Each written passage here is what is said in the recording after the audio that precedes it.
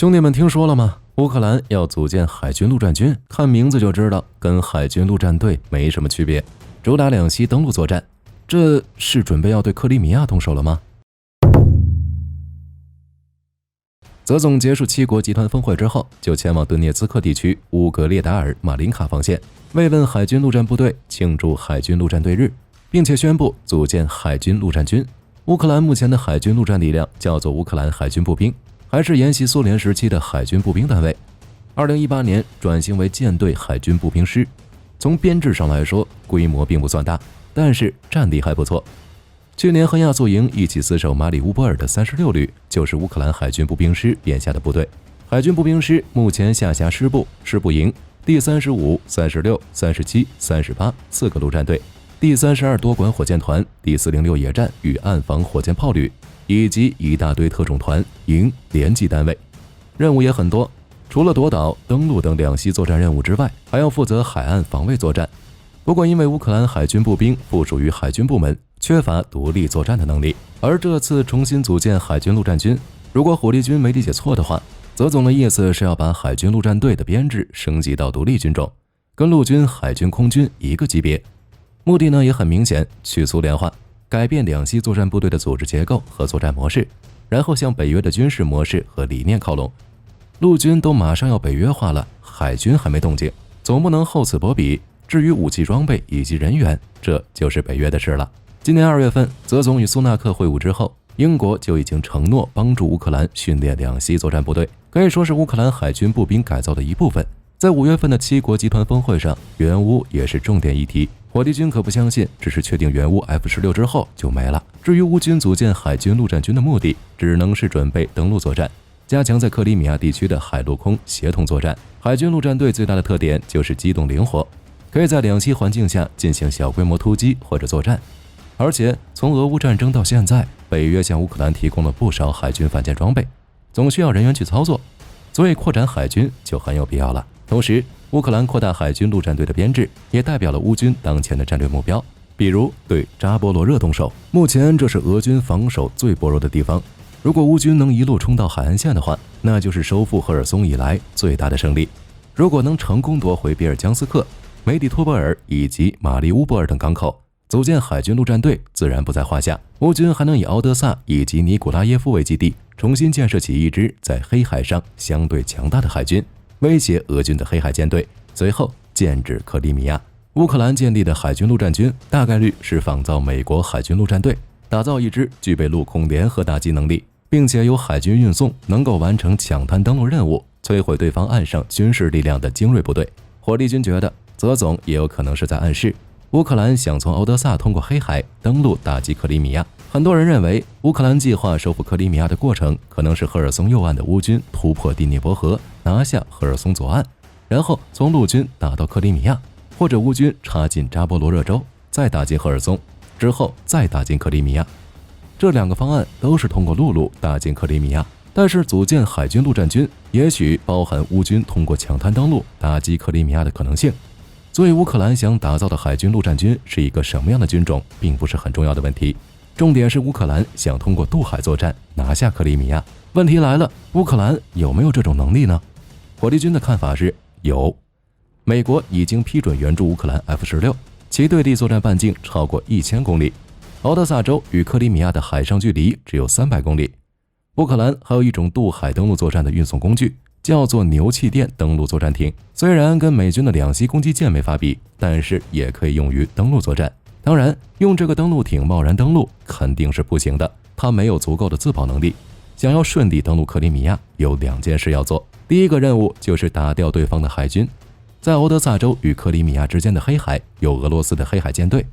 但是黑海很小，距离很短，乌克兰可以把敖德萨州当作航母用，把 F16 当舰载机用。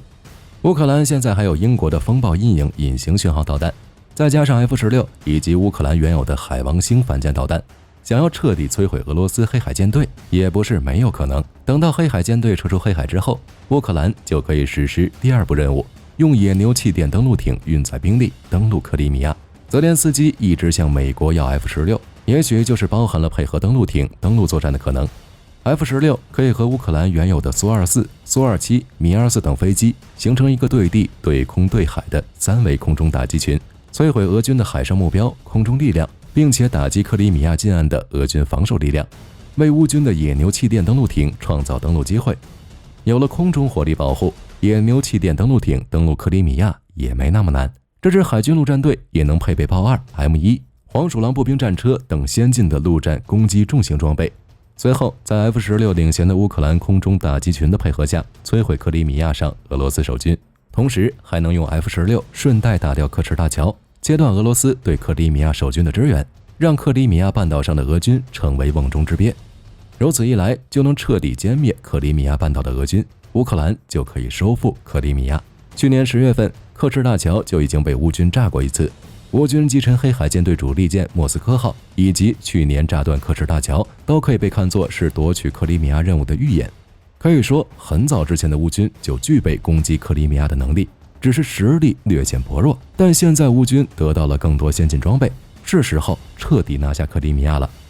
当然，也不排除北约其他国家的海军陆战队准备参战，乌克兰自己先创建编号，然后其他国家军队进来直接换个皮肤的可能。至于海军陆战军起到的作用，一句话总结就是夺取战略主动权。就拿美国的海军陆战队来说，虽然一直说海军陆战队是4等人，那也是因为经费少，战力还是不错的，既能打陆战也能打空战。对方的普通陆军碰上海军陆战队，可能被爆锤。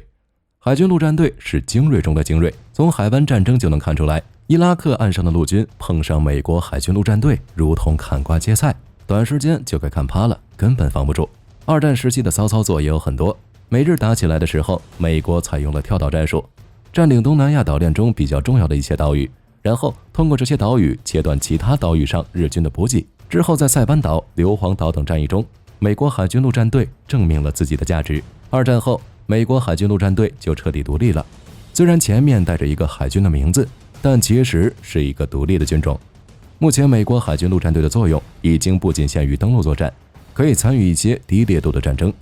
同时，海军陆战队的海战、空战、陆战装备齐全，相当于一支缩小版的美国海陆空三军。这点放在乌克兰身上也是一样的。如果乌军能顺利组建海军陆战军，克里米亚那就是唾手可得。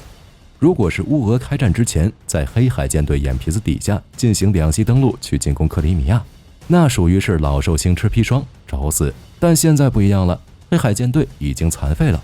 包括莫斯科号在内的主力战舰被击沉，还不断被无人机和反舰导弹攻击。目前黑海舰队的一些舰艇已经撤离塞瓦斯托波尔港，俄海军在黑海上毫无动作，加上美英援助的远程导弹，乌军完全可以从海上进攻克里米亚。就跟火力军先前说的那样，登陆作战轻轻松松。但是这就有一个问题，按照乌军目前的实力，海军陆战军能顺利组建吗？想要重建海军陆战队的话，前提是要有海军才行，其次还要有海岸线以及港口，最好还有一定的制海权。不过当下乌克兰的绝大部分海岸线已经被俄罗斯控制，尚且掌握在手中的大型港口只有敖德萨以及尼古拉耶夫。乌克兰海军的主力舰艇更是损失殆尽。苏联解体的时候，关于黑海舰队的分配问题，乌俄一直有争议，最终结果是俄罗斯占据了主要优势，而乌克兰虽然也获得了一部分舰队，但由于缺乏维护能力，舰队逐渐衰落。当俄军开始行动时，乌克兰海军已经几乎没有什么实力，唯一的主力戈特曼萨盖达奇内号也在冲突中被摧毁。此后，乌克兰的海军力量很微弱，只剩下一些小型舰艇和民用船只改装的准军舰，规模非常小。其次是人员问题，目前乌克兰海军包括了水面部队、潜艇部队、海军航空兵、海岸火箭炮和海军陆战队5个部分，其中海军陆战队也被称为海军步兵团，总的规模在旅的级别，战前的规模大约6000人。而且乌克兰一直以来并不擅长登陆战，除了少数小规模的登陆战以外，几乎没有涉足过。现在乌军要重新组建海军陆战军，不是说组建就能组建的。军一级的部队至少都有2万人以上的在编数量，人员方面很难及时到位。乌军目前由于兵力不足且战线分散，无法展开集团军规模的行动，最多只能组建由几个旅组成的战斗群，组织一些国民警卫队、边防部队和外国志愿军，构成主力进攻力量。至于重建乌克兰海军，只能说有点难。泽总的意思是让乌克兰海军先在陆地上发挥作战能力，在第聂伯河建立了一支快艇部队，主要用于河道突防。在海军颓废的情况下，组建一支海军陆战军是有一定难度的。当然，这些问题对于乌克兰来说很难解决，但对于北约好兄弟而言，那就是小菜一碟。估计泽总在G7得到相关国家保证，协助乌克兰建立海军陆战队。总的来说，虽然当前的乌俄战场局势看起来陷入了僵局，但是双方的冲突仍然在持续，而且可能会在任何时候升级。对于乌克兰而言，组建海军陆战军很有必要，既可以在未来的战争中为乌克兰提供更多的战略选择以及更强的作战能力。等 F-16 抵达之后，乌军拥有空中打击掩护力量，随后就能全面展开夺取克里米亚半岛的军事任务。剧本火力军已经写好了，就看乌军什么时候出演了。好了，本期视频到这儿就结束了。各位认为乌克兰的海军陆战军能顺利组建吗？欢迎在视频下方留言评论。如果内容有不对的地方，也可以在下方指正。我是火力军，下期见。